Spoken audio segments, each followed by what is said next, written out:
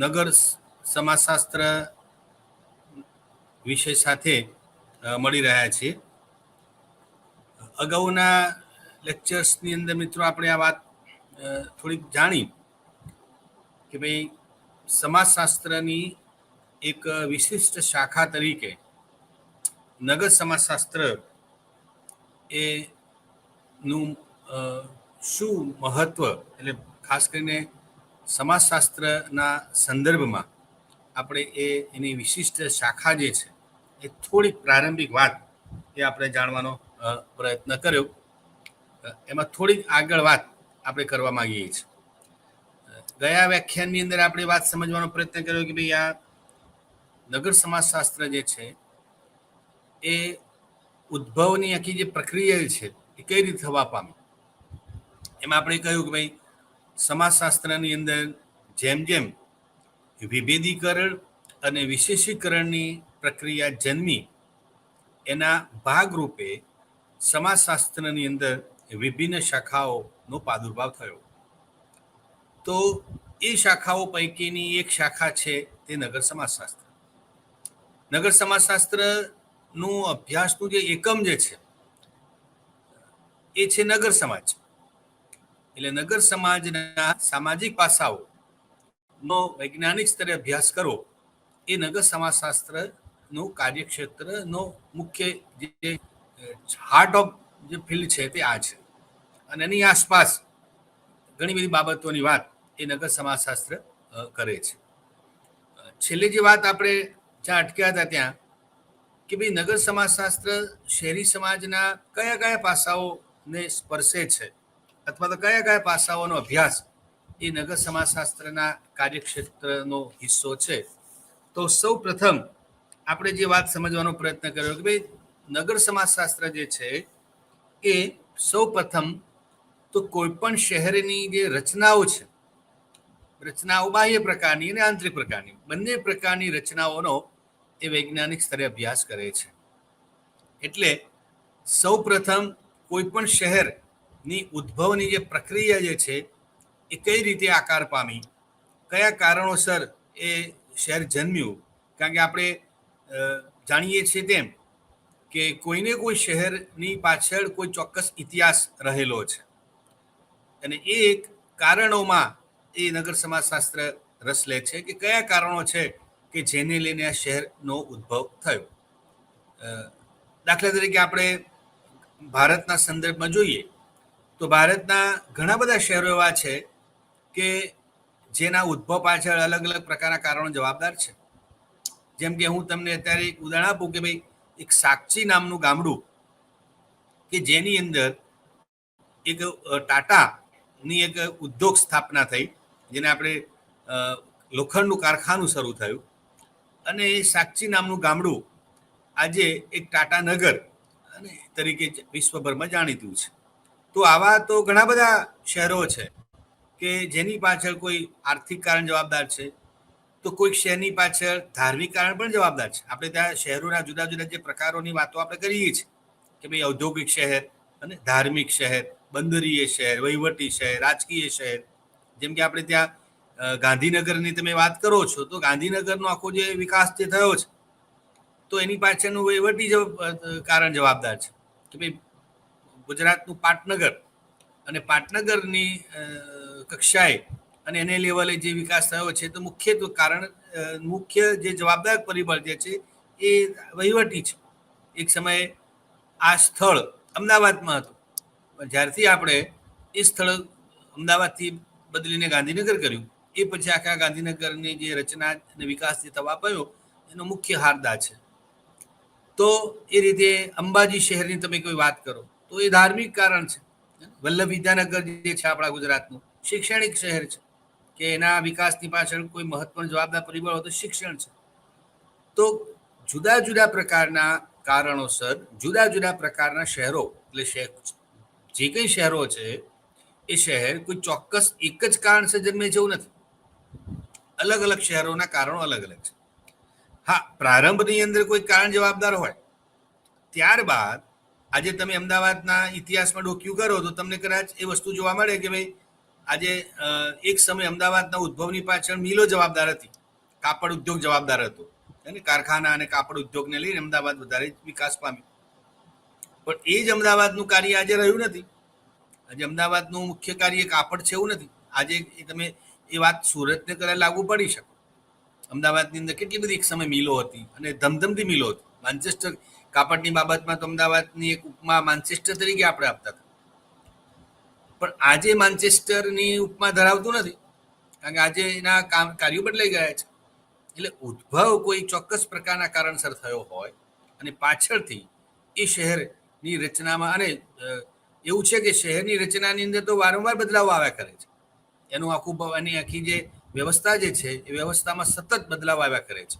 એટલે નગર સમાજશાસ્ત્ર નગર સમાજના સંદર્ભમાં પહેલી તો એ વાત જાણવાનો પ્રયત્ન કરે છે, અથવા એ વાત જાણે છે કે ભાઈ આ કોઈ એક સમુદાય કે કોઈ એક સમાજ કયા કારણોસર ઉદ્ભવ્યો, એની પાછળ કઈ પરિસ્થિતિ જવાબદાર છે. આ એક વાત.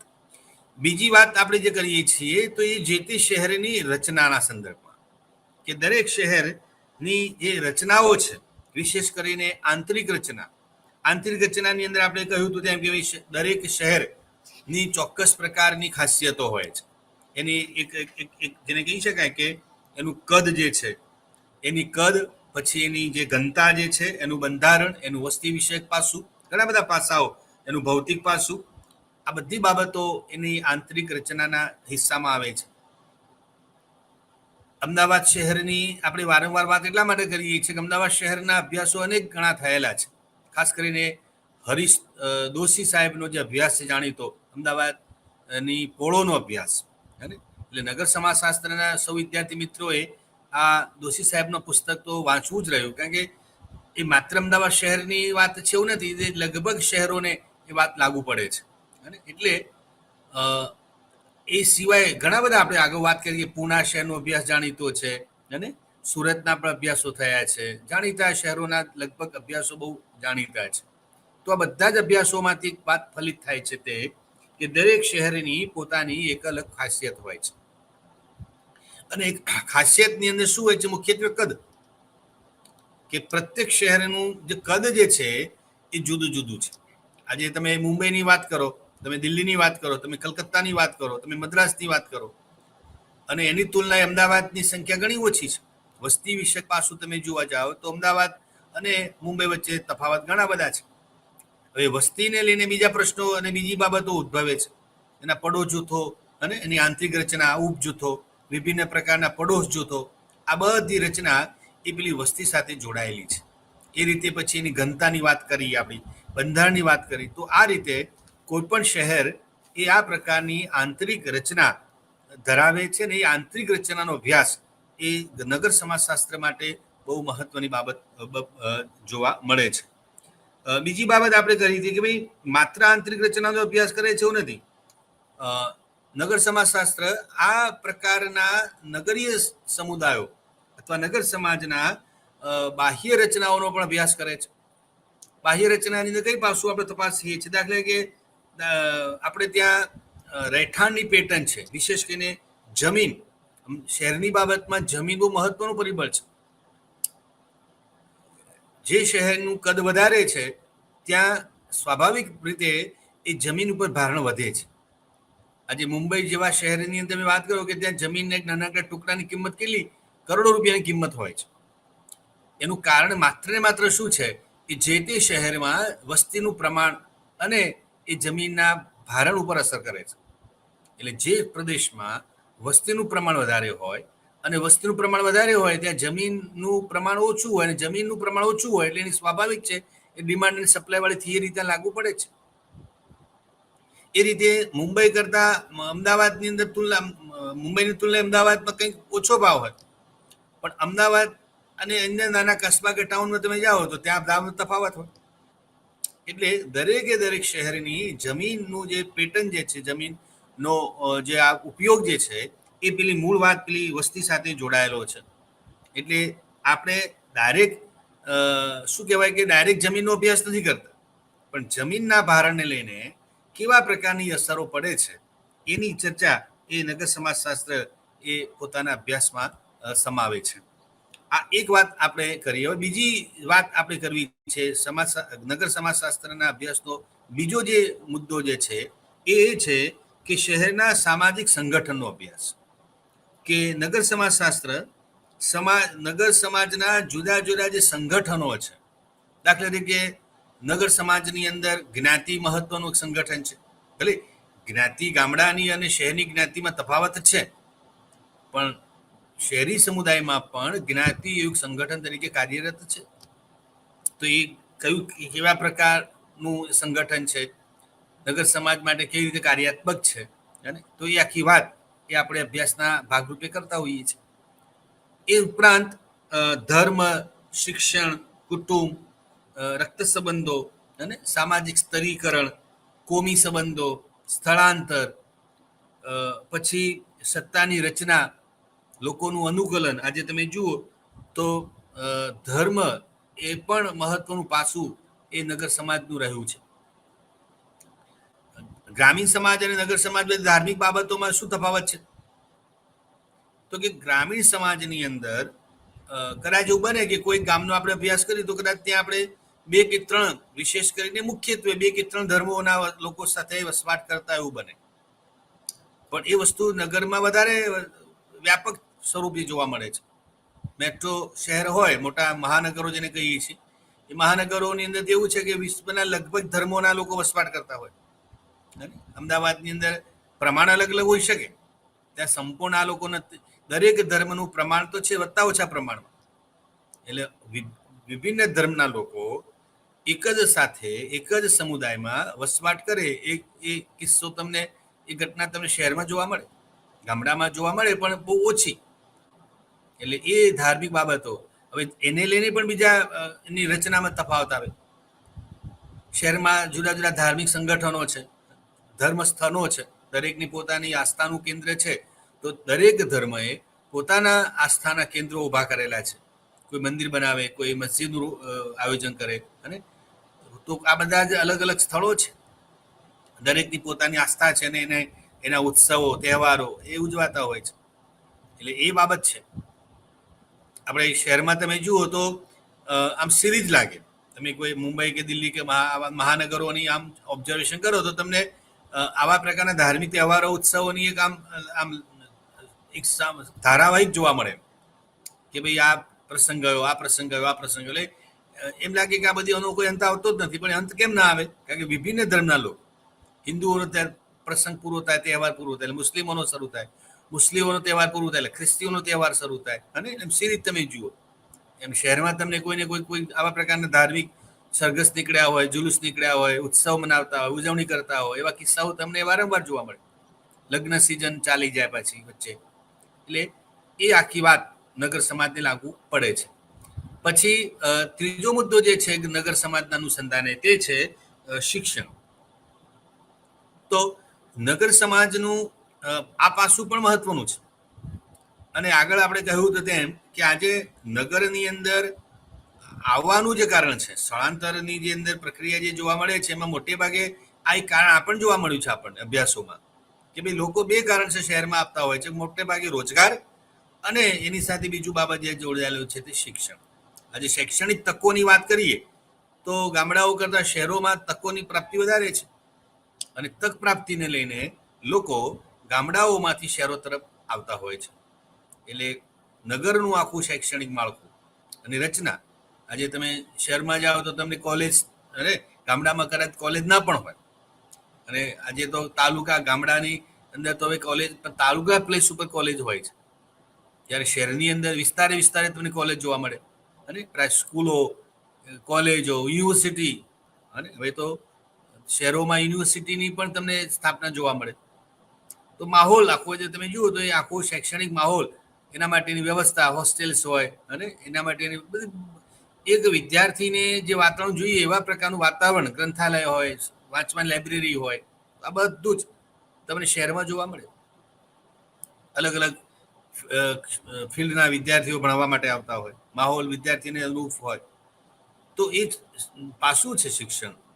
એ પણ નગરનું પાસું છે. જેમ તમે કહ્યું ધર્મ પણ એક પાસું છે. જેમ ધાર્મિક ઉત્સવ તહેવારો લોકો મનાવતા હોય છે, એમ શૈક્ષણિક તકોની પ્રાપ્તિ પણ લોકો કરતા હોય છે.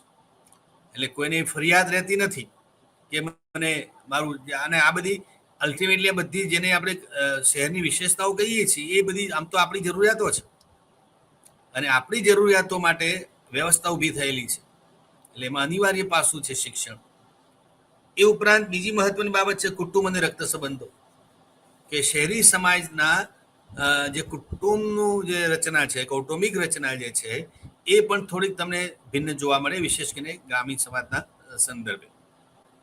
ગામડાની અંદર જે સંબંધોની ભૂમિકા જે છે એ મોટે ભાગે કેવી છે, સંયુક્ત સાથે વસવાટ કરતા હોય અને એક જ નિવાસસ્થાનમાં વસવાટ હોય, એમનો એક જ રસોડે જમતા હોય, કુટુંબના વડા હસ્તક સત્તા હોય, અને આ પ્રકારના કુટુંબો, અને મોટે ભાગે એમનો વ્યવસાય જ એક હોય, અને વ્યવસાય એક હોવાને કારણે થઈને એ લોકો આ પ્રકારની જીવનશૈલી જીવતા હોય છે. તો આ ગ્રામીણ કુટુંબ વ્યવસ્થાનું પાસું રહ્યું છે. આ જ બાબત શહેરને લાગુ ઓછી પડે છે.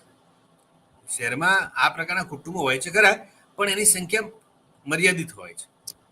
એક સમય હતા, આજની તારીખમાં તો એ પ્રમાણ ઘટતું જાય છે.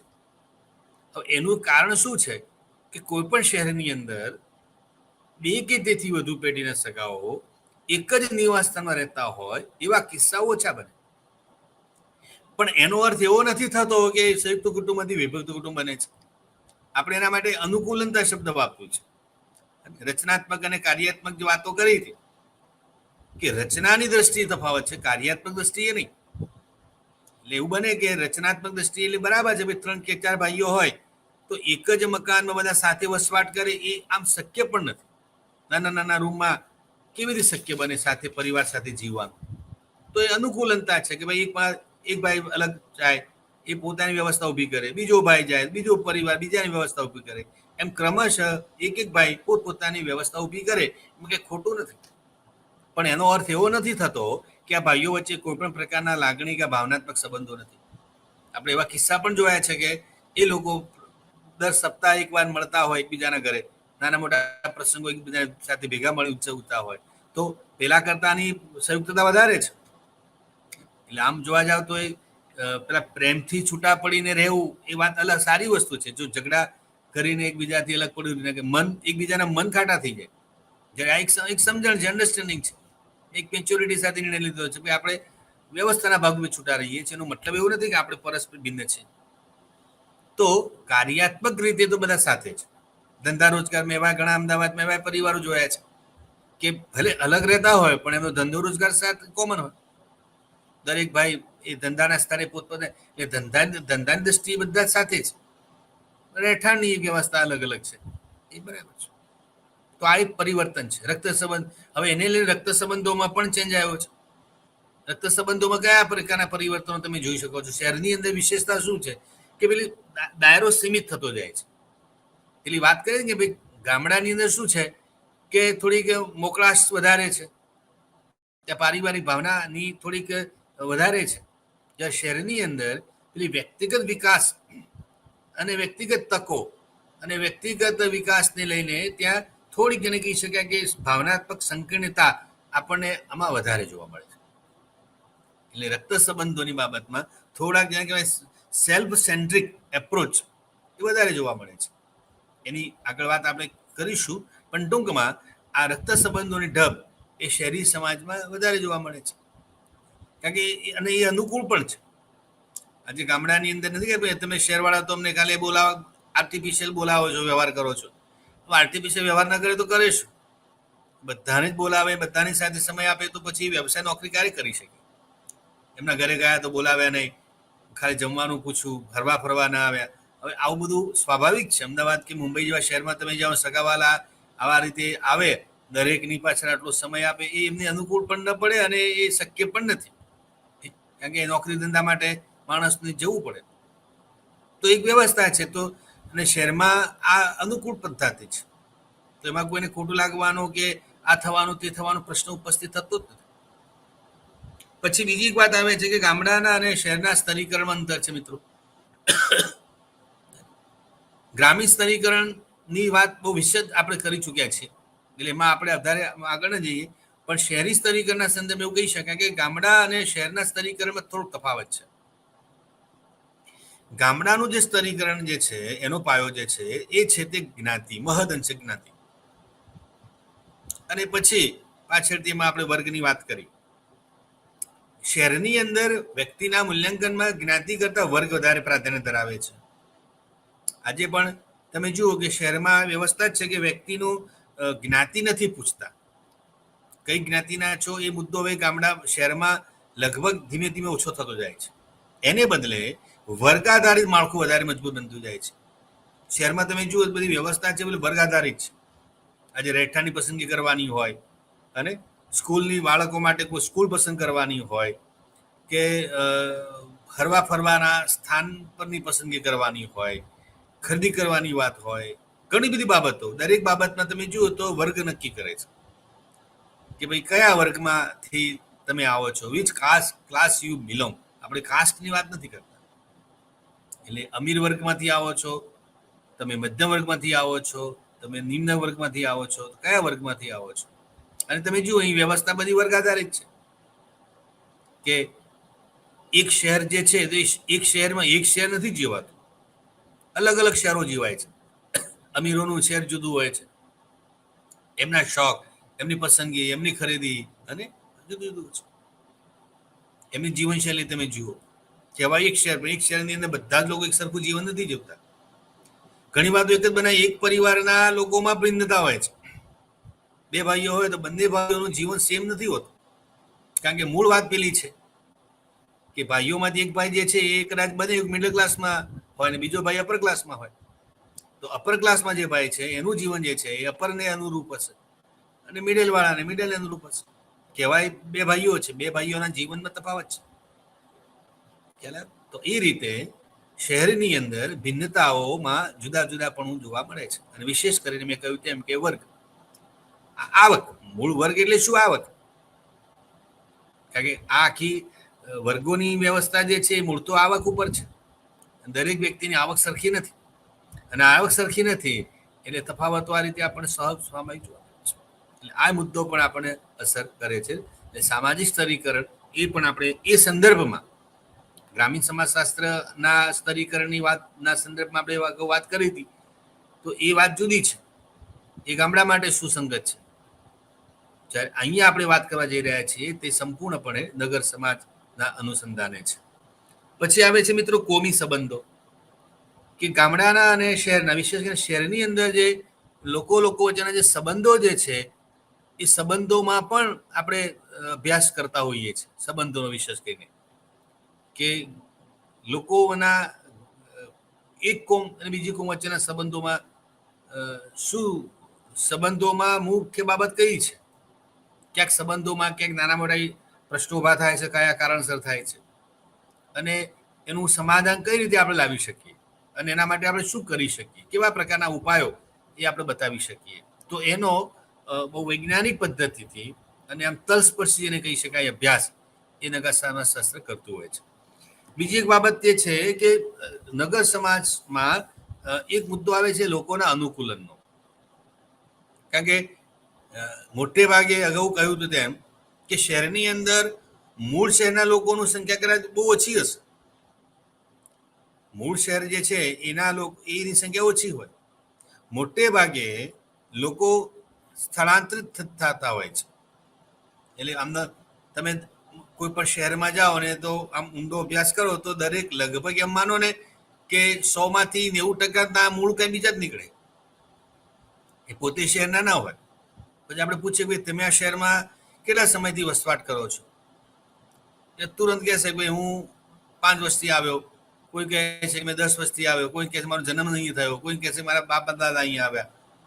પણ છેડો તો ક્યાંક નીકળશે જ તે, ખ્યાલ? અને ક્યાંક તો એનો છેડો નીકળશે કે ભાઈ અમે આ ગામના વતની હતા અને એમાંથી પછી આમ થયું. મોટે ભાગે તમે જુઓ તો એ કારણ તો હશે. ભલે કારણ કોઈ રોજગારનું કારણ બતાવે, કોઈ શિક્ષણનું કારણ બતાવે, કોઈ બીજા પ્રકારના કારણો બતાવે, પરંતુ એ લોકો આવે છે તો કોઈને કોઈ પ્રકારના આવા નગરોમાં, શહેરોમાંથી. અને શહેરોમાંથી આવે છે એ પણ અલગ, ગામડામાંથી પણ આવે છે અલગ. આપણે ત્યાં તો માઇગ્રેશન જુદા જુદા પ્રકારનું, એક શહેરમાંથી બીજા શહેરમાં આવવાનું પ્રમાણ પણ છે. અને મોટે ભાગે જે માઇગ્રેશન થાય છે આપણે ત્યાં એ ગ્રામીણ તરફથી નગર તરફનું છે. નગર તરફથી નગરનું છે એ પ્રમાણ બહુ ઓછું છે, અને નગરમાંથી ગ્રામીણ તરફ તો એનાથી ઘણું ઓછું છે, ખરું કે નહીં? આજે માઇગ્રેશનની વન વે સાઇડ કેમ થઈ ગયું છે? કોરોના પછી, કોરોનાની જે પરિસ્થિતિ ઊભી થઈ ભારતમાં, અને ઇવન તો ભારત સિવાય પણ બીજા દેશોની પણ વાત કરી શકીએ, એમાં થોડુંક જેને કહી શકાય, સાવ ન હતું એના કરતાં થોડુંક જેને કહી શકાય પ્રમાણ એ ગામડામાં વધ્યું છે. કઈ રીતે માઇગ્રેશન?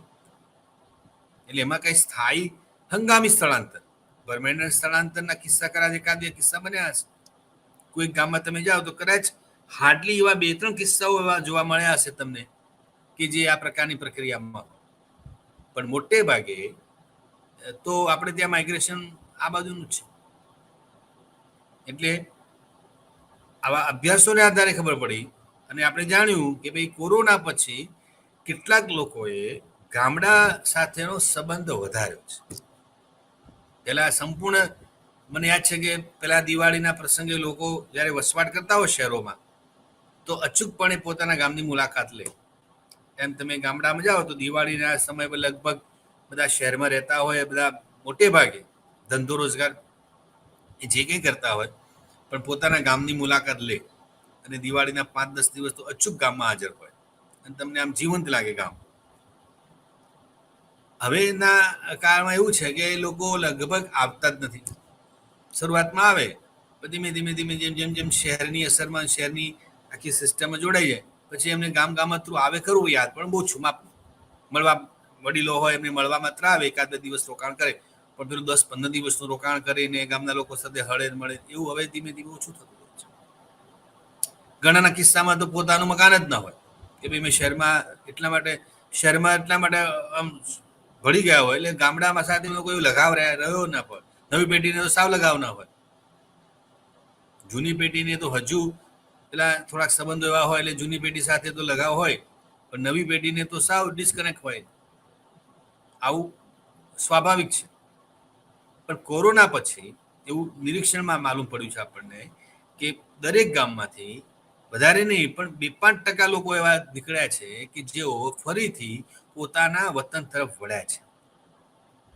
એટલે ઘરનું, મતલબ પોતાનું ઘર હોય બાપ દાદાનું, એ ઘરને મરામત કરાવતા હોય અને પછી મકાનમાં રહેવા માટેની વ્યવસ્થા ઊભી કરે, આવજા કરે, દિવાળી સમય આવે, અન્ય કોઈ લગ્ન પ્રસંગમાં આવે, એમ કરીને બને ત્યાં સુધી એમની ફ્રીક્વન્સી વધારી છે જે ઓછી હતી. તો આ વસ્તુ સારી છે. એટલે મૂળ હવે આપણને ગાંધી યાદ આવે.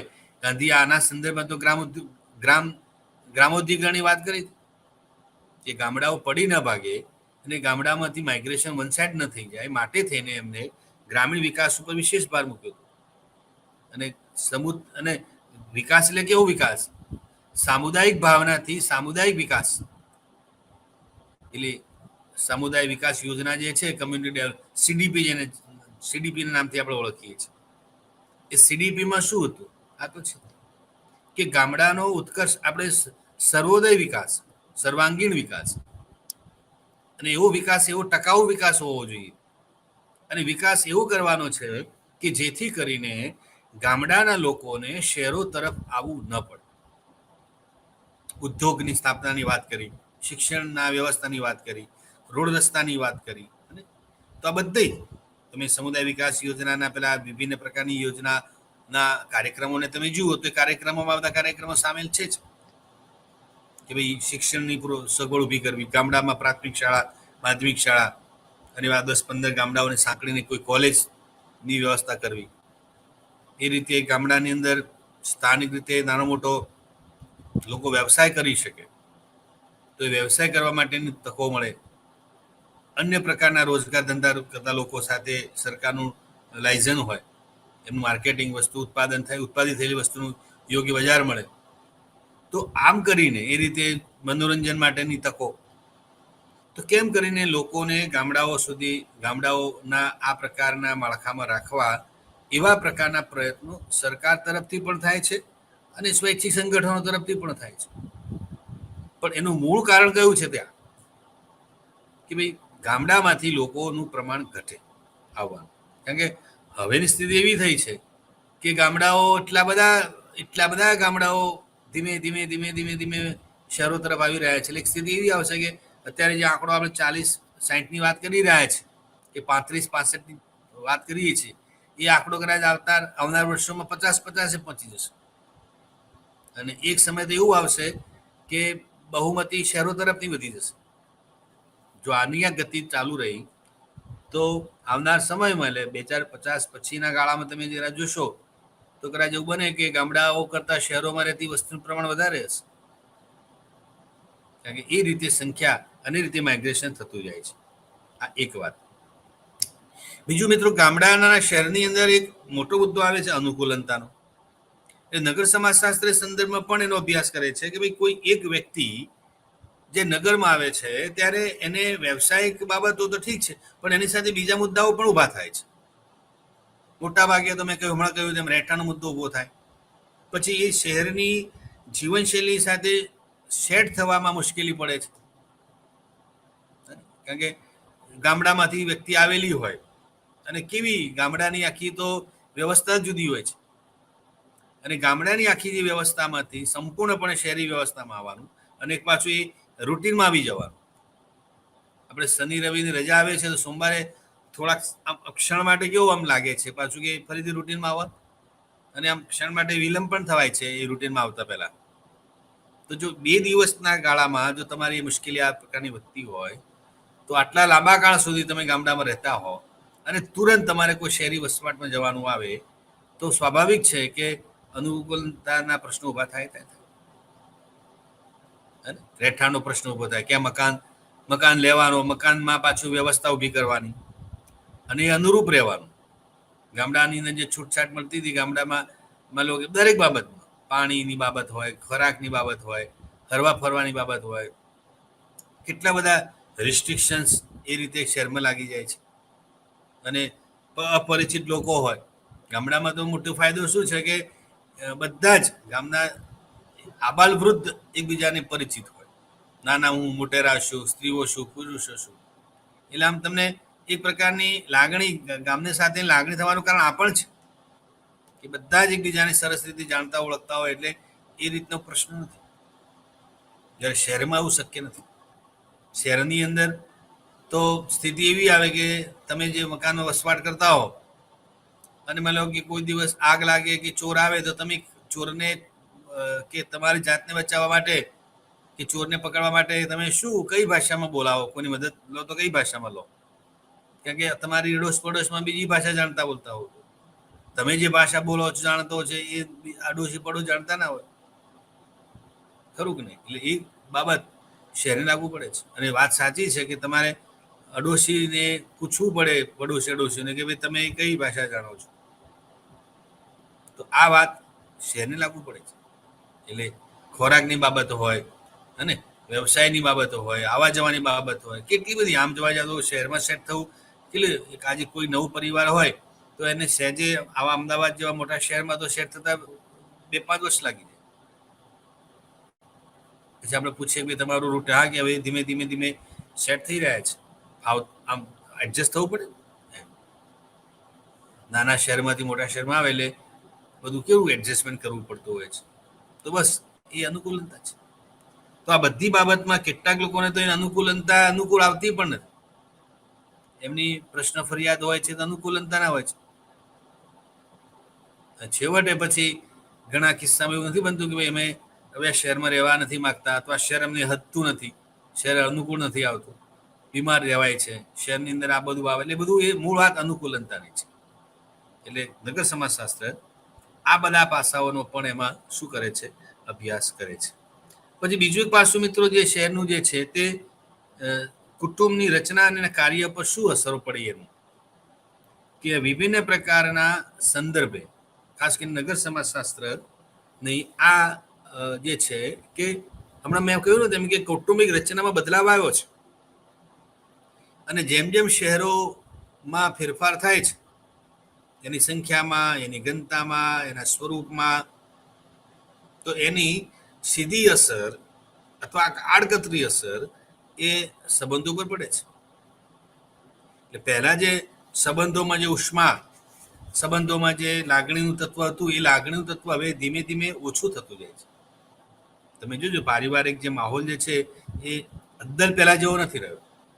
ક્યાંક અપવાદરૂપ કિસ્સાઓમાં હશે, પણ સામાન્ય રીતે એ કૌટુંબિક રચનામાં આ એક બદલાવ આવ્યો છે. એના કાર્યો બદલાયા છે. આપણે કહ્યું કે સેલ્ફ સેન્ટ્રિક હવેનો પરિવાર કેવો થતો જાય છે, સ્વકેન્દ્રિત, વ્યક્તિવાદી વલણ એનામાં વધારે પ્રબળ, કે હું જ કરું, હું જ મારો જ વિકાસ કરું. અન્યોના વિકાસની ચિંતા એને એટલી નથી જેટલી પહેલા હતી. અને આ બધી બાબતો એનામાં આવી કઈ રીતે, તો એ પરિસ્થિતિ મેં કહ્યું કે ભાઈ શહેરની પરિસ્થિતિ એવી છે કે એમાં બધાને સાથે રાખીને જીવે, સાથે રાખીને ચાલે એવું આમ પણ શક્ય નથી બનવાનું. એટલે એ બાબત એ અહીંયા શહેરને લાગુ પડે છે. તો આ વાત પણ આપણને સ્પર્શે છે. પછી બીજું એક આપણે શહેરના સંગઠનના સંદર્ભમાં એ તપાસીએ કે યંત્ર વિજ્ઞાન, ઉદ્યોગ અને યંત્ર વિજ્ઞાન. કોઈ પણ શહેરની અંદર જે છે એ આ તત્વ બહુ મોટું છે. કયું? યંત્ર વિજ્ઞાન અને ટેકનોલોજીની અંદર જે ચેન્જ આવ્યો. આમ તો મેં તમને અગાઉના લેક્ચરમાં પણ કહ્યું હતું કે ભારતના અને વિશ્વના શહેરોના વિકાસમાં મોટે ભાગે જો કોઈ મોટું પરિબળ રહ્યું હોય તો એ સાયન્સ એન્ડ ટેકનોલોજી છે, ઉદ્યોગ અને યંત્ર વિદ્યા.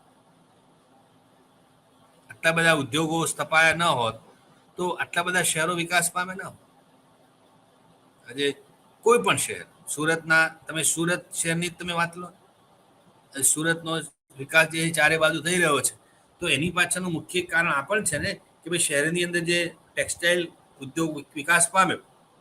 ડાયમંડ શહેરના સુરતના કિસ્સામાં એવું છે કે એક ડાયમંડ ઉદ્યોગ અને બીજો છે ટેક્સટાઇલ ઉદ્યોગ. આ બંને પ્રકારના વ્યવસાયોનું ત્યાં વધારે પ્રભુત્વ હોવાને લઈને દેશભરમાંથી, માત્ર ગુજરાતમાંથી નહીં, સુરતના કિસ્સામાં અમદાવાદમાં પણ એવું છે, પણ વધારે લોકો આવી રહ્યા છે બીકોઝ ઓફ ધેટ.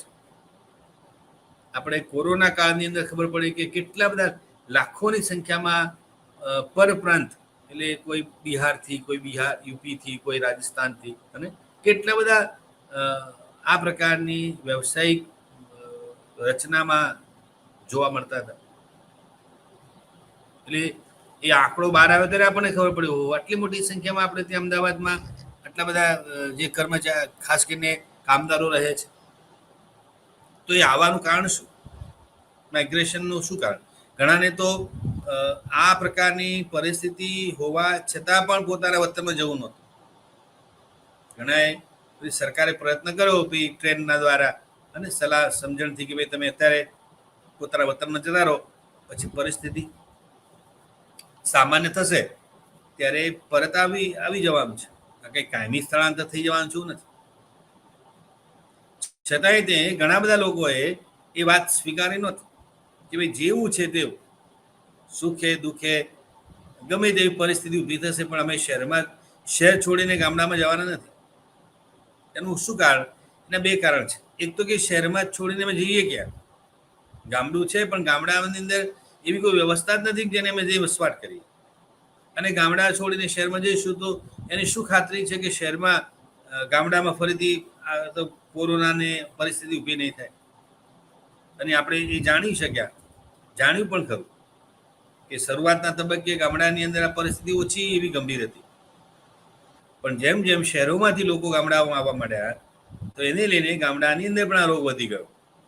એ રોગને પ્રસારવામાં મુખ્ય ભૂમિકા ભજવાઈ હોય તો આ રીતે થઈ છે. ખ્યાલ? એટલે એ બાબત પણ આપણે નગર સમાજશાસ્ત્રના અભ્યાસમાં જાણતા હોઈએ. એટલે ઉદ્યોગીકરણ અને ટેકનોલોજી એ બહુ મોટું ફેક્ટર છે. આજે ટેકનોલોજી જેમ અને હવે તો ટેકનોલોજીમાં કેટલા બધા નવા આવિષ્કારો થતા જાય છે. અને નવા જે કંઈ આવિષ્કારો થાય છે એ આવિષ્કારોને પરિણામ સ્વરૂપે નવા ઉદ્યોગો ઊભા થાય છે.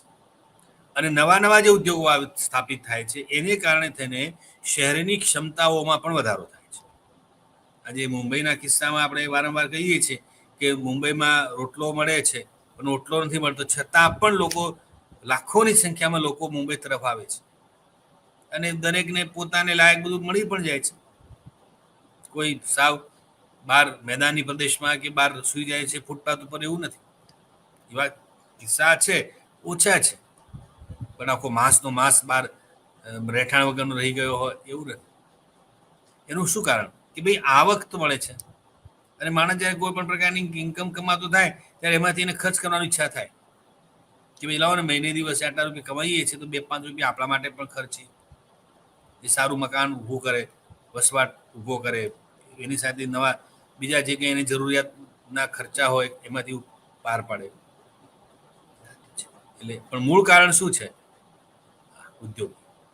આજે અમદાવાદ તમે અહીંયા આપણે નોઈડામાં જાઓ અને કેટલા બધા ભારતના જ કેટલા બધા શહેરો છે કે એનું જીવન ધોરણ તમે જુઓ, બેંગ્લોર છે, પૂના છે, અને આ બાજુ રાજસ્થાનનું કોટા છે, ઘણા બધા, અમદાવાદ પણ એમાં ગણી શકાય.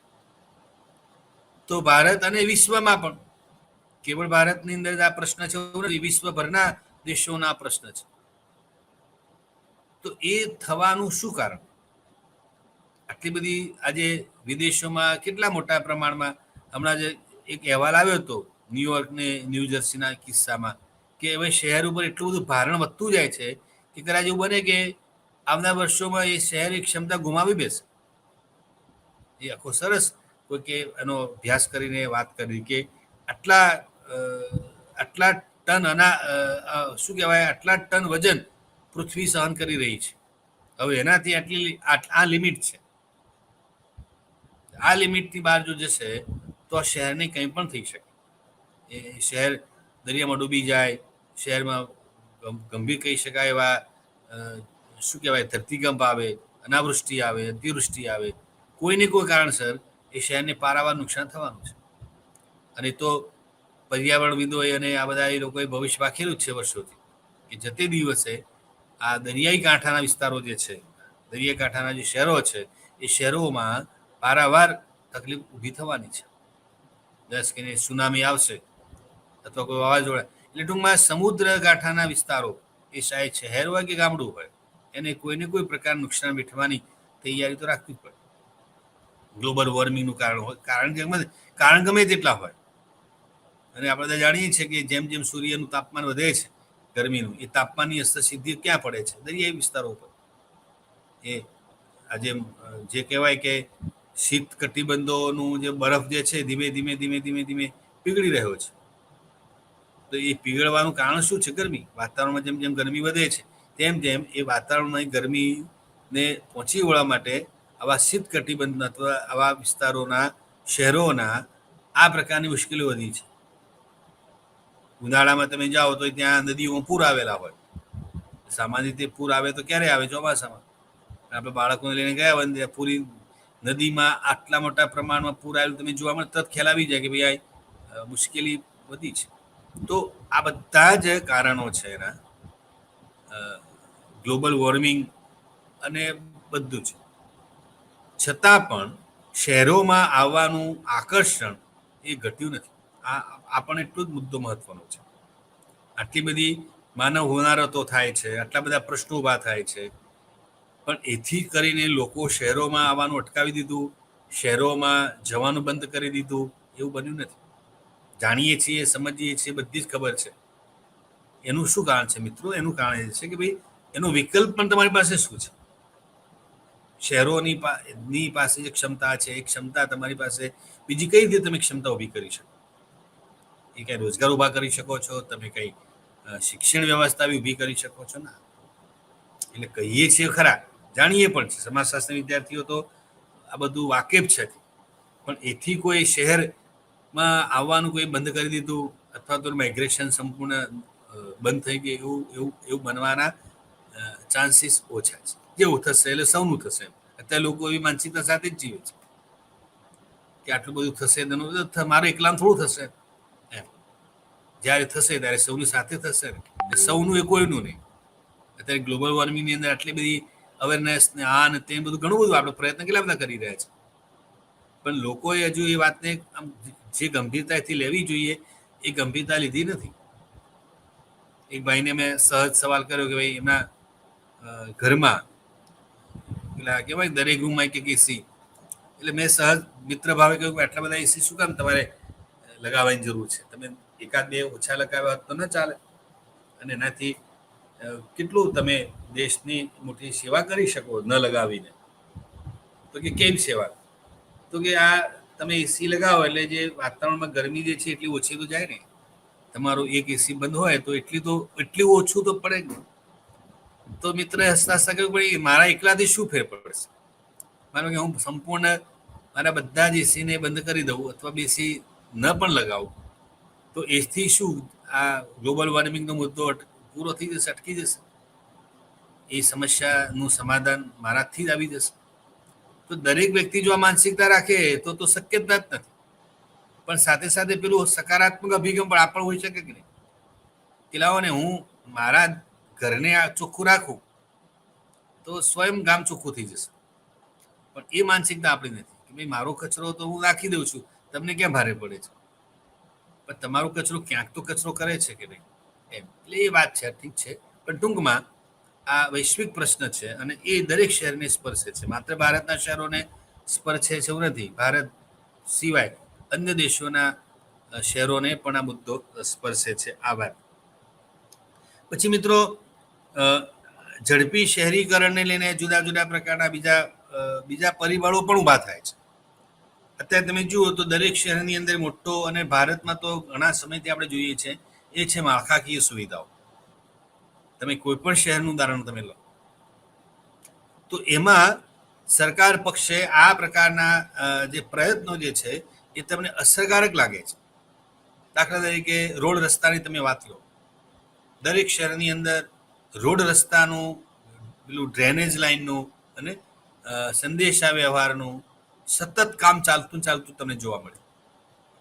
નવા બ્રિજ બનતા હોય, ઓવરબ્રિજ બને, અંડરપાસ બને, અને કેટલું બધું આમ તમે જાઓ તો બારે ને ચારે તમને આ બધું કામ ચાલુ લાગે. આપણને લાગે કે આનો કોઈ અંત જ નહીં આવે. એક બ્રિજ બનાવો એટલે બીજા બ્રિજનું ખાતમુહૂર્ત થઈ ગયું. એમ લાગે કે આટલા બધા બ્રિજની આમ એક બાજુ તમને આટલા બધા બ્રિજની શું જરૂરિયાત છે, આટલા બધા પુલ ન બનાવ્યા હોત તો. પણ પાછું તમે જો એકચ્યુઅલ પરિસ્થિતિ જોવા જાઓ, દાખલા કે અમદાવાદની વાત કરીએ, અમદાવાદમાં એક સમય આ ગાંધીનગર અને સરખેજને જોડતો રોડ જે છે, એસજી હાઈવે આપણે કહીએ છીએ, એ એસજી હાઈવે પર એક સમયે એક પણ ઓવરબ્રિજ નહોતો, એક પણ, નોટ અ સિંગલ. આજની તારીખમાં તમે જુઓ શહેરમાં, તમે ચિલોડાથી સરખેજ તરફ આવો તો તમને કેટલા ઓવરબ્રિજ જોવા મળે. હવે તો કદાચ હાર્ડલી તમારે ક્યાંય આમ અટકવું ના પડે. ક્યાંય કોઈ ચાર રસ્તા પર તમે ઉભા રહ્યા અને સિગ્નલ ખુલ્યું અને તમારે જવું પડ્યું, એવું લગભગ જો તમારે સ્ટ્રેટ જવાનું હોય તો લગભગ તમારે ક્યાંય જગ્યાએ ઊભું રહેવાનું આવે તો કદાચ એકાદ બે જગ્યાએ આવે. એ તમારો આમ જોવા જાવ તો તમારો સમય કેટલો બધો બચી જાય છે. કલાકોની સામે તમે મિનિટોમાં પહોંચી જાઓ છો. આવું અને કરવું પડે, તંત્રએ આ વ્યવસ્થા ઊભી કરવી પડે, જરૂરિયાત ઊભી થઈ એટલે. છતાં પણ આટલા બધા વ્યવસ્થા હોવા છતાં પણ તમે પીક અવર્સ પર નીકળો તો તમને લાગે કે આ તો પરિસ્થિતિ તો એની એ છે. આટલા બધા બ્રિજ છે, આ મેટ્રો સ્ટેશન છે, આ છે, તે છે, બધું હોવા છતાં પણ તમને પેલો જે સમસ્યા જે છે ટ્રાફિક વાળી, એ તો ઊભી છે. એ તો હવે આ ન કર્યું હોત તો શું થાય? આપણે ફરિયાદ એવું કરી કે આમાં શું ફેર પડ્યો, પરિસ્થિતિ તો એની રહી. પણ એ પરિસ્થિતિ આટલી છે, એક આનાથી ગંભીર હોઈ શકી હોત. કેમ હોઈ શકી હોત કે આટલા બધા પ્રયત્નોને અંતે જો આ પરિસ્થિતિ છે તો પ્રયત્નો જ ન થયા હોત તો તમે કેવી રીતે તમારા જીવનને અને શહેરી જીવન વ્યવસ્થાને ટકાવી અને વ્યવસ્થા તંત્ર ચાલુ રાખવું કે સામાન્ય વસ્તુ નથી. આ વસ્તુ મુંબઈને લાગુ પડે, આ વસ્તુ દિલ્હીને પણ લાગુ પડે. એટલે રોજ નવા બ્રિજ, નવા મેં કહ્યું ડ્રેનેજ, આ 24 કલાક એ તમને એ આખો વિભાગ કાર્યરત લાગે. એનું કારણ માત્ર ને માત્ર મિત્રો આ છે શહેરીકરણ.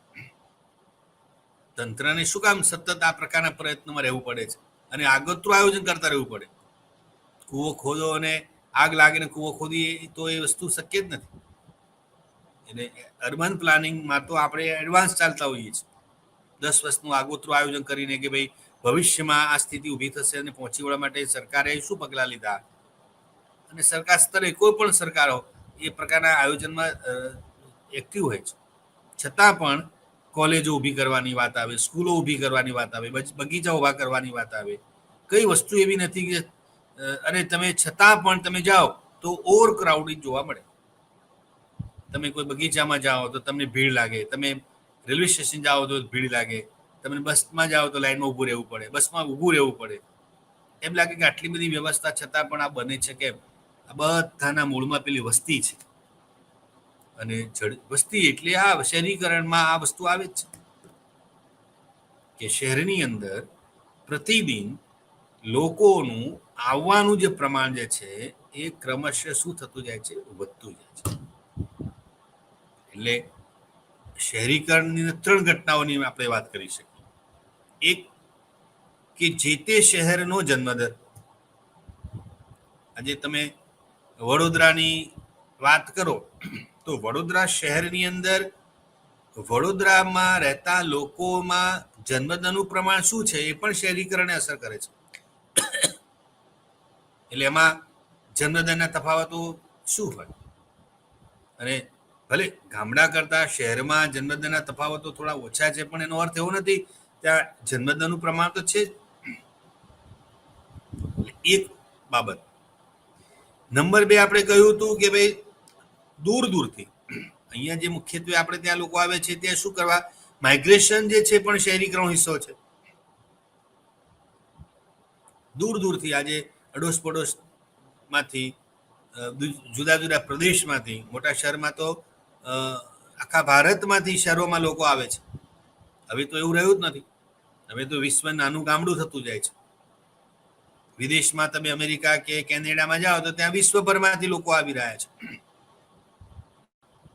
એટલે એ અર્થમાં માઇગ્રેશન જે છે, અને માઇગ્રેશનમાં પણ કેવું થયું, હવે સંદેશા વ્યવહાર, વાહન વ્યવહાર, શિક્ષણ અને અન્ય સગવડોને કારણે માઇગ્રેશનની ગતિમાં પણ વૃદ્ધિ થઈ રહી છે. કેટલા મોટા પ્રમાણમાં લોકો માઇગ્રેટ થઈ રહ્યા છે, લાખોની સંખ્યામાં. અને પાછું એવું નથી કે એકથી ત્યાં આખા વિશ્વમાં તમે જુઓ તો સતત આ દેશમાંથી આ દેશમાં, આ વિશ્વ આ પ્રદેશમાંથી આ પ્રદેશમાં લોકોનું સતત આવું જવું કેટલું વધી રહ્યું છે. એનું પ્રમાણ વધતું જાય છે. એટલે એ પણ અસર કરે છે. અને ત્રીજું જે કારણ જે છે શહેરીકરણમાં, જે ત્રીજી બાબત જે આપણને જોવા મળે છે તે છે કે શહેરની આજુબાજુના જે વિસ્તારો છે એ શહેરમાં ભળી જાય છે. એટલે ગામડાઓ જે છે એ શહેરી સ્વરૂપ ધારણ કરે છે. આજે અમદાવાદના કિસ્સામાં આપણે કહ્યું હતું ને કે કેટલા બધા ગામડાઓ ધ્રવાયેલા છે. અમદાવાદ શહેરને મહાનગર કહેવા પાછળના મૂળ તો કારણોમાં ગામડાઓના ભળી જવાનું કારણ ખરું કે કેમ? દૂરથી કોઈ આવે તો અલગ છે. કોઈ 150, 200, 500 કિલોમીટરથી અમદાવાદમાં આવે છે તો માઇગ્રેશન છે જ. પરંતુ કેવળ એ છે એવું નથી. અને જેમ જેમ શહેરો વિકાસ પામે છે તેમ તેમ એ શહેરોની આસપાસના ગામડાઓ એ શહેરમાં વિલીન થઈ જાય છે. પછી એમની ઓળખ અલગ રહેતી નથી. આજે કોઈ પણ શહેરની આસપાસના ગામડાઓના અસ્તિત્વ નામ સિવાય કઈ રહ્યું નથી. હવે એક નામ એમનું રહ્યું છે, પણ નામની સાથે સાથે એક અલગ અસ્તિત્વ જે હતું એ અલગ અસ્તિત્વ હવે રહ્યું નથી. એટલે પેલું સમુદ્રની અંદર કેમ બધું મોટી માછલી નાની માછલીને ગળી જાય છે, એ મહાનગરો નાના નાના નાના આવા અનેકવિધ પ્રકારના ગામડાઓને શું કરે છે, પોતાનામાં સમાવી લે છે, આત્મસાત કરી લે છે, અને એને પણ એની જીવનશૈલીનો હિસ્સો બનાવી દે છે. ખરું કે નહીં? આજે 10, 15, 20 વર્ષ પહેલાના કોઈ ગામડામાં તમે આંટો માર્યું હશે તો કદાચ જે ગામડું હશે શહેરની આસપાસનું હોય તો, પણ એ જ ગામમાં તમે આજે જાઓ તો 15 વર્ષ પછીના એ કાળક્રમ, એ કાળ પછી તમે જશો તો તમને લાગશે કે આપણે આવ્યા તે ગામ તો આ છે જ નહીં. કેવું સરસ મજાનું ગામ હતું, ખેતી હતી, લોકો ખેતીવાડી કરતા હતા. એને બદલે આ તો હાઈવે, રોડ ને રસ્તા ને બહુમાળી મકાન ને બગીચા ને સ્કૂલો ને કોલેજ નું રેસ્ટોરન્ટ ને કેટલું બધું એમાં આવી જાય છે.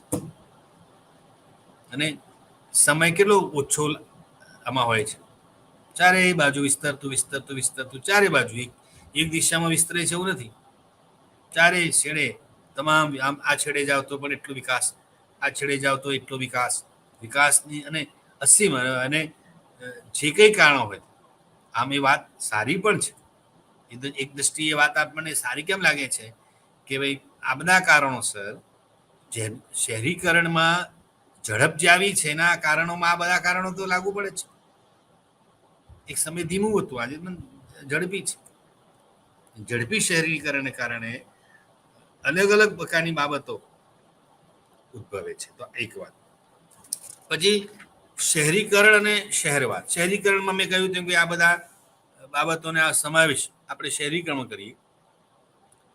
શહેરવાદ જે છે ને એક જીવનશૈલી છે. શહેરીકરણ પ્રક્રિયા છે, ઇટ્સ અ પ્રોસેસ. કે ભાઈ આવું આવું આવું થયું. એક સમય શહેરીકરણની પ્રક્રિયા ધીમી હતી, આજે વધી. એક સમયે ગામડાઓનું અલગ અસ્તિત્વ હતું, આજે નથી. એક સમયે વસ્તીનું પ્રમાણ આટલું હતું, આજે ઓછું વધારે છે. એટલે આ બધા જે પાસાઓ કોના છે? શહેરીકરણના. જ્યારે મિત્રો શહેરવાદ જે છે એ શું બતાવે છે? જીવનશૈલી. એટલે કહ્યું છે કે નગર સમાજશાસ્ત્ર શહેરવાદનો પણ અભ્યાસ કરે. શહેરીકરણની પ્રક્રિયામાંથી ઉદ્ભવતી શહેરી જીવનશૈલી એટલે શહેરવાદ. જે તે શહેરમાં તમે લાંબો સમય રોકાણ કરો એટલે એ શહેરની વિશેષતાઓને હું ને તમે શું કરીએ છીએ? આત્મસાત. એ છે જીવનશૈલી અને એ છે નગરવાદ. હું અમદાવાદમાં વસવાટ કરું છું તો અમદાવાદની જે સામાન્ય વિશેષતાઓ છે, અમદાવાદની જે તાસીર છે એ પ્રમાણે હું મારા વ્યક્તિત્વને ઢાળી દઉં છું. અને ઢાળવું જ પડે. તમે કોઈ પણ શહેરની અંદર શહેરની જે ખાસિયતો છે, શહેરનું જે જીવનશૈલી છે એ પ્રમાણે જો તમે ઉત્પન્ન ન થાઓ તો એ શહેરમાં તમે લાંબો સમય જીવી પણ ન શકો. શરૂઆતમાં લાગે. કોઈ પણ વ્યક્તિ જ્યારે કોઈ પણ શહેરમાં આવે છે એ પ્રારંભે એને પેલી અનુકૂલનતાના પ્રશ્નો ઊભા થાય. વસવાટની બાબત હોય, આવન જવાની બાબત હોય, ભોજનની ઘણી બધી બાબતો. પ્રતિકૂળતાઓ ઓછી નથી હોતી. પણ જેમ જેમ જેમ જેમ જેમ જેમ એનું રોકાણ વધતું જાય અને એને ખબર પડી કે ભાઈ મારે આ અહીંયા સ્થાયી થવાનું છે અને મારે હવે પાછું જવાના હવે કોઈ ચાન્સ નથી, એટલે ધીમે ધીમે ધીમે ધીમે ધીમે કરીને ઉત્પન્ન થઈ ગઈ. અને એક સમય જ્યારે કષ્ટદાયક લાગતું હોય એને એક બીજી ક્ષમે આનંદદાયક લાગવા માંડે. આજે મુંબઈનું જીવન આપણા બધા માટે કપરું લાગે. એ રોજે રોજની એમની પેલી મુંબઈની ટ્રેનોની મુસાફરી, દોડા દોડી, ભાગા ભાગી, અને કેટલું બધું આમ તમને આમ માણસ કોઈ ચાલતો હોય લાગતું જ નથી. બધા જ દોડે છે અને કોઈ સૂતું હોય એવું પણ લાગતું નથી. બધા ચારે બાજુ તમે જુઓ દોડા દોડી, ભાગા ભાગી. એમ લાગે કે આ લોકો શું આ જીવન આ કેવી રીતે? એને પેલી ઘણા તો સાંકડા પેલા મકાનોમાં રહેતા હોય, ચાલી ટાઈપના મકાનો, એક રૂમ હોય, એક રૂમ પર કેટલો નાનો રૂમ, એમાં બધું. પણ તમે એમને જેને પૂછો જે વર્ષોથી રહેતો હોય એ તો કે વી આર યુઝ ટુ. એ તમને એમ કહેતો તમારું જીવન શું મતલબ? શાંતિ, ઉઠવાનું, કઈ ધમાલ નહીં. આપણે જેમને ગામડામાં નિશ્ચિત લાગે ને, ગામડામાંથી કોઈ શહેરમાંથી ગામડામાં અમદાવાદ કે આ પ્રકારના શહેરોમાં રહેતી વ્યક્તિ ગામડામાં જાય, એકાદ બે 5 કલાક, એકાદ બે દિવસ મજા આવે, સરસ. પછી તો એને કંટાળો આવવા મળે. આ શું કે કઈ ચહલ પહલ જ નહીં. રાત પડે એટલે બધા રાત્રે 9 વાગે સુઈ જાય. દિવસે કઈ ગામડામાં કોઈ ચહલ પહલ ઓછી, ખેતરમાં કામ ધંધે જતા હોય. એટલે એને બધું આમ એમ લાગે કે આ તો કઈ જીવન છે તમારું? કોઈ બોલવું નહીં, ચાલવું નહીં, હરવું ફરવું નહીં, કોઈ બજાર નહીં, કાંઈ જ નહીં, કશું જ નહીં. એટલે ધીમે ધીમે એને એમ થાય કે આ તો કઈ લાઈફ છે. અને ગામડાના લોકોને શહેરો તરફ એમ થાય કે આ કઈ લાઈફ છે. પણ બંને અનુકૂળ છે. એટલે મુંબઈ ઘરાઓને મુંબઈની લાઈફ મંજૂર છે અને અનુકૂળ છે. દે એન્જોય ધ લાઈફ. પેલા અપડાઉન કરતા હોય એમને આપણે તમે તમારી દ્રષ્ટિએ મૂલવો છો કે આ કેટલી કષ્ટદાયક યાત્રા કરી રહ્યા છે. પણ તે કહે છે તો એ લોકોને રવિવારે ન ફાવે. એમ લાગે આજે રવિવાર ક્યાં આવ્યો, અમે આજે શું કરીશું? જે અતિવ્યસ્ત માણસ રહેતો હોય એને તો આ બધું કઠે કે આ હવે જેમને કોરોના કાળમાં કેમ તકલીફ પડી. કોરોના કાળમાં ઘરમાં રહેવાની કોઈ તકલીફ નહોતી. આટલું મોટું ઘર, વિશાળ ઘર હતું. પ્રશ્ન ઘરમાં રહેવાનો હતો. પ્રશ્ન ઘરમાં રહીને કરવાનું શું? બહાર હરતા ફરતા હોય મતલબ, કારણ કે અલ્ટિમેટલી પેલી સામાજિક પ્રાણી હોવાની વાત હતી. કે આ બધી પરિસ્થિતિમાં છે એકલા કે વિદેશોમાં, ભારતમાં તો હજુ એ શક્યતાઓ પેલી પારિવારિક માહોલે સાથે રહેવાની ને વ્યવસ્થા છે એટલે બહુ એટલી બધી કષ્ટદાયક ન લાગી. શરૂઆતમાં કાઠું પડ્યું. પશ્ચિમના દેશોમાં તો આ લોકો માટે કલ્પનાની બહાર હતું કે એવું તો કેવી રીતે બને કે એક ઘરમાં એક જ પરિવારના લોકો મહિનાઓ સુધી રહે, ક્યાંય જવાનું નહીં. How can possible? એમના માટે તો આ વસ્તુ અકલ્પનીય હતી. ધીમે ધીમે ધીમે એને એટલા માટે જ શરૂઆતમાં તમે જોયું કે શરૂઆતમાં કોરોનાને પ્રસારવામાં આવા બધા લોકોએ ભાળો કેમ ભાગ ભજવ્યો? કારણ કે એ લોકોને કેમ કરીને ઘરમાં રાખવા એ બહુ કષ્ટદાયક હતું. તો આ છે. તો જીવનશૈલી મિત્રો, કોઈ પણ શહેરમાં તમે જાઓ એટલે શહેરની ખાસિયતો અતપ્રોતમાં થઈ જાય. એને આપણે નગર વાત કરીએ છીએ. એટલે હું માનું છું કે અહીંયા આપણે અટકીએ. બાકીના જે મુદ્દાઓ છે એની વાત હવે નેક્સ્ટ લેક્ચરમાં કરીશું.